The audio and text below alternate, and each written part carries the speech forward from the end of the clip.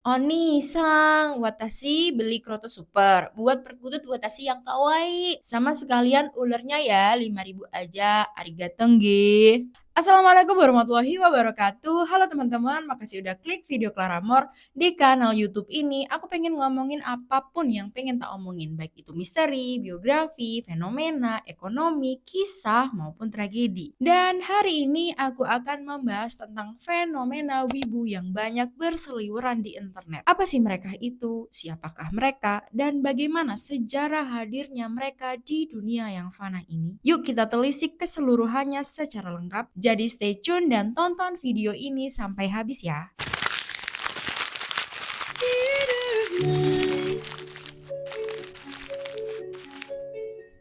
Dalam landscape budaya kontemporer, terutama di Asia Tenggara, istilah wibu telah menjadi bagian tak terpisahkan dari percakapan sehari-hari. Istilah wibu ini seringkali digunakan untuk memuji, menilai, dan mengecap seseorang. Bahkan sering disalahpahami digunakan untuk merendahkan suatu golongan pecinta budaya ke Jepang-Jepangan. Berasal dari kata weabu, sebuah istilah slang yang muncul di internet. Wibu merujuk pada individu yang memiliki obsesi atau ketertarikan yang sangat kuat terhadap budaya pop Jepang. Seringkali para wibu ini saking terobsesinya hingga mengadopsi elemen-elemen budaya Jepang tersebut untuk diterapkan ke dalam kehidupan mereka sendiri, bahkan terkadang tanpa pemahaman konteks yang mendalam. Fenomena wibu ini bukan sekedar tren sesaat, melainkan sebuah subkultur yang kompleks, multifaset, dan terus berkembang yang mencerminkan dinamika globalisasi, konsumsi media digital, dan pencarian identitas di kalangan generasi muda. Akar sejarah dan evolusi.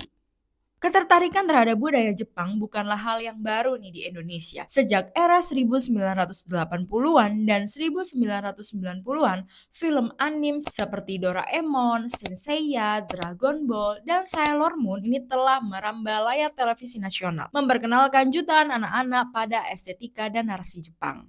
Tapi pas kecil dulu aku nonton Sailor Moon, seingatku aku kayaknya bakalan malu deh kalau pakai kostum pelaut terus nongkrong di mall. Anak-anak sekarang kok pada berani ya? Apa gara-gara rame-rame ya? Manga juga sudah mulai tersedia pada saat itu, meskipun masih terbatas melalui penerbit lokal. Namun, fenomena wibu dalam bentuknya yang sekarang baru benar-benar meledak pada awal abad ke-21 didorong oleh beberapa faktor kunci. Yang pertama, revolusi internet dan digitalisasi media. Internet memungkinkan akses yang belum pernah terjadi sebelumnya terhadap konten Jepang. Mulai dari situs-situs streaming ilegal maupun legal, forum diskusi, dan komunitas daring menjadi wadah bagi penggemar ke Jepang-Jepangan ini untuk berbagi, mengunduh, dan mendiskusikan anime, manga, light novel, dan musik Jepang. Kemudahan akses ini menghilangkan hambatan geografis dan bahasa, mempercepat difusi budaya pop Jepang ke seluruh dunia termasuk di Indonesia. Yang kedua yakni globalisasi dan meningkatnya konektivitas. Dengan semakin terbukanya informasi dan mobilitas, budaya Jepang tidak hanya diserap melalui media, tetapi juga melalui interaksi langsung. Pameran budaya Jepang, festival, dan event seperti Komifuro, Enichisai, dan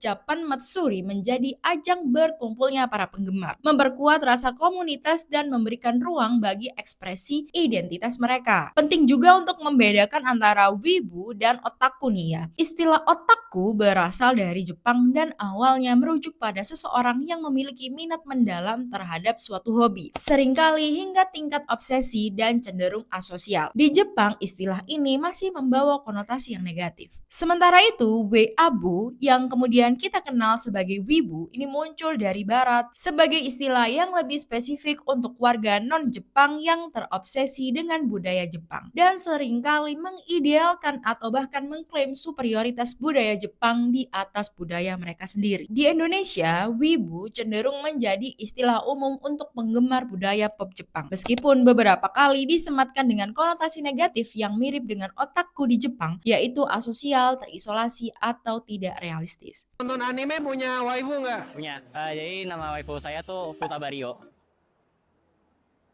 Apa? Baliho yang buat kampanye buat Futabario. baliho. Ya, balik. Karakteristik.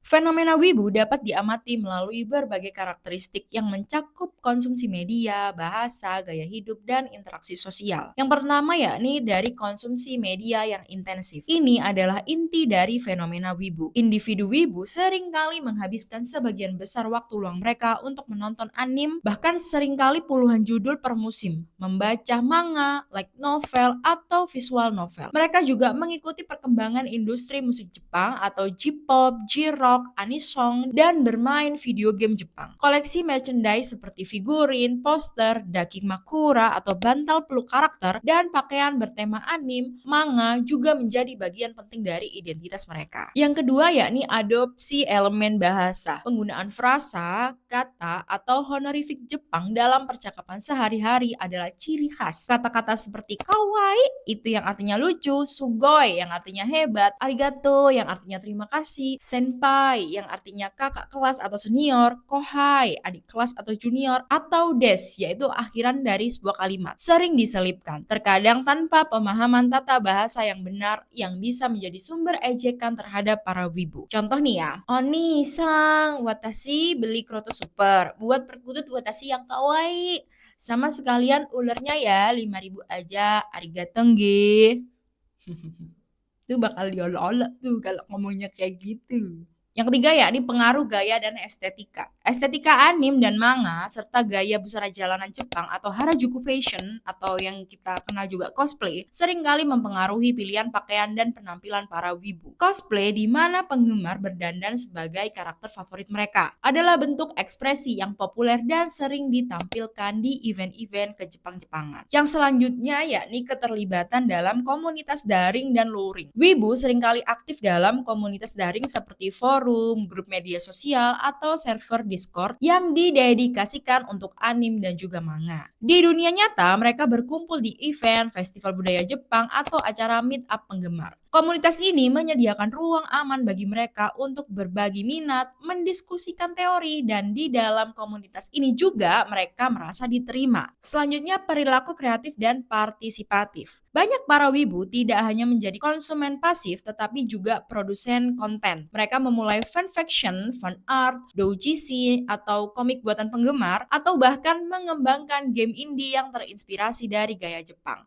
Beberapa juga belajar bahasa Jepang secara otodidak atau formal untuk lebih mendalami budaya tersebut. Motivasi. Ketertarikan yang mendalam terhadap budaya pop Jepang yang melahirkan fenomena wibu juga didorong oleh berbagai motivasi psikologis dan sosiologis. Yang pertama, motivasi eskapisme. Dunia fiksi yang disajikan dalam anime dan manga ini seringkali menawarkan pelarian dari realitas yang membosankan, menekan, atau sulit. Karakter-karakter dengan masalah yang kompleks, dunia fantasi yang imersif, dan narasi yang mendalam dapat menjadi tempat berlindung bagi individu yang merasa tidak cocok dengan lingkungan sosial mereka atau menghadapi tekanan hidup. Yang kedua yakni motivasi pembentukan identitas dan pencarian jati diri. Bagi remaja dan kaum muda, periode ini adalah masa krusial untuk menemukan jati diri mereka. Budaya pop Jepang dengan beragam karakter dapat menawarkan model peran atau identitas alternatif. Melalui identifikasi dengan karakter atau bergabung dengan komunitas wibu, individu ini dapat menemukan rasa memiliki dan membangun identitas yang unik. Yang ketiga, motivasi apresiasi estetika dan narasi. Banyak yang tertarik pada kualitas artistik anime dan juga manga, gaya animasi yang unik, desain karakter yang menarik, serta kompleksitas narasi dan pengembangan karakter yang seringkali lebih mendalam dibandingkan media barat. Tema-tema seperti persahabatan, perjuangan, cinta, dan pengorbanan ini seringkali dieksplorasi dengan cara yang menyentuh emosi. Selanjutnya yakni motivasi kebutuhan komunitas dan afiliasi. Menjadi wibu seringkali berarti menjadi bagian dari komunitas yang lebih besar. Dalam kelompok ini, individu menemukan orang-orang dengan minat yang sama, mengurangi rasa kesepian, dan membangun ikatan sosial yang kuat. Komunitas ini menyediakan dukungan, validasi, dan ruang untuk berbagi kegembiraan. Dan yang terakhir yakni motivasi daya tarik kebaruan dan eksotisme. Bagi sebagian orang, budaya Jepang ini menawarkan sesuatu yang berbeda dan eksotis dari budaya lokal mereka. Daya tarik ini bisa berasal dari perbedaan nilai, tradisi, atau cara pandang yang disajikan dalam media Jepang. Dampak positif dan negatif.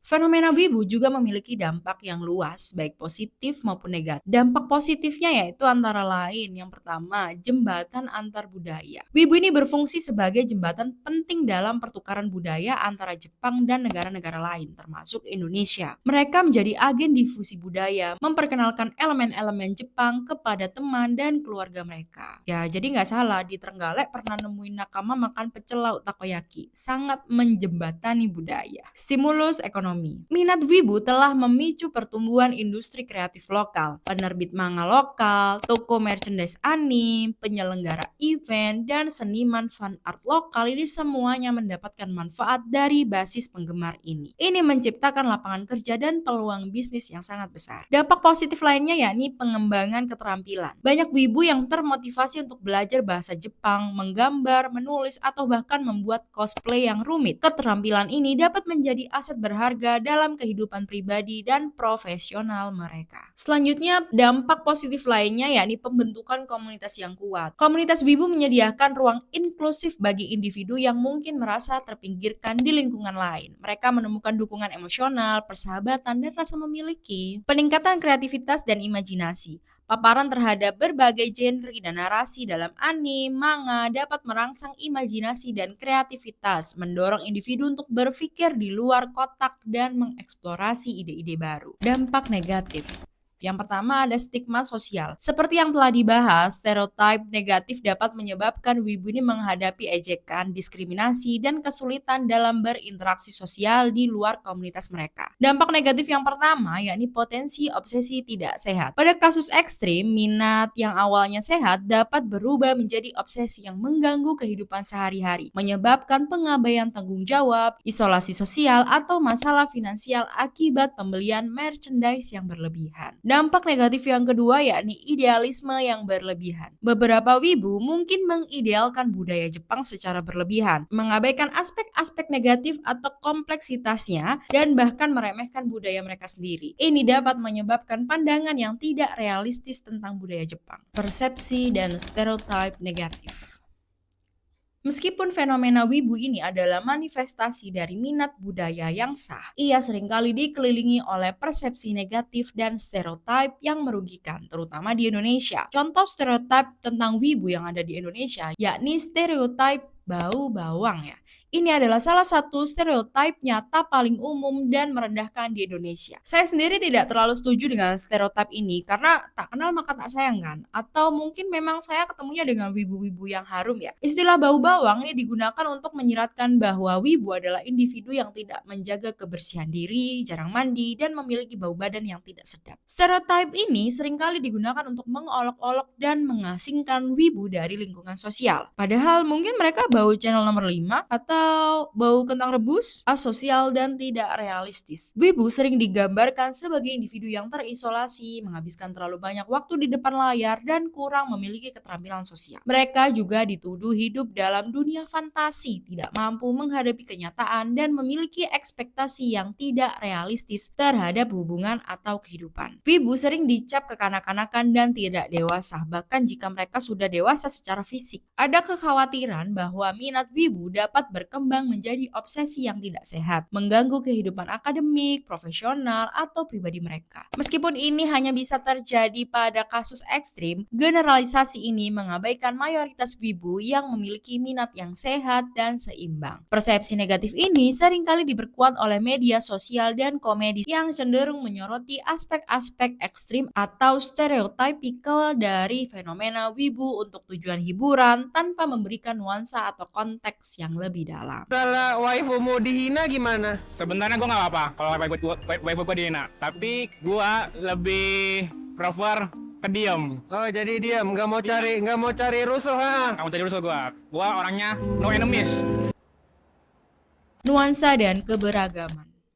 Penting untuk diingat bahwa wibu bukanlah kelompok yang monolitik. Ada spektrum luas dalam komunitas ini, dari penggemar casual hingga penggemar garis keras. Penggemar casual mereka mungkin hanya menonton beberapa anime populer, membaca manga sesekali, dan tidak terlalu terlibat dalam komunitas. Minat mereka seimbang dengan aspek kehidupan lainnya. Sedangkan penggemar moderat mereka lebih aktif dalam konsumsi media dan mungkin memiliki beberapa merchandise, tetapi tetap menjaga keseimbangan dengan kehidupan sosial, akademik atau profesional mereka. Mereka mungkin sesekali menghadiri pertemuan bertema ke-Jepang-Jepangan. Kelompok penggemar yang terakhir yakni penggemar garis keras yang sering distigmatisasi sebagai wibu sejati. Kelompok ini memiliki minat yang sangat mendalam, mengkonsumsi konten dalam jumlah yang besar, sangat aktif di komunitas daring dan juga luring, mengoleksi banyak merchandise, dan mungkin mengadopsi elemen budaya Jepang secara lebih menonjol. Namun bahkan dalam kelompok ini ada perbedaan signifikan antara individu yang sehat dan seimbang dengan mereka yang mungkin menunjukkan perilaku obsesif. Memahami kondisi ini penting untuk menghindari generalisasi yang tidak adil dan stereotip yang merugikan. Banyak wibu adalah individu yang produktif, kreatif,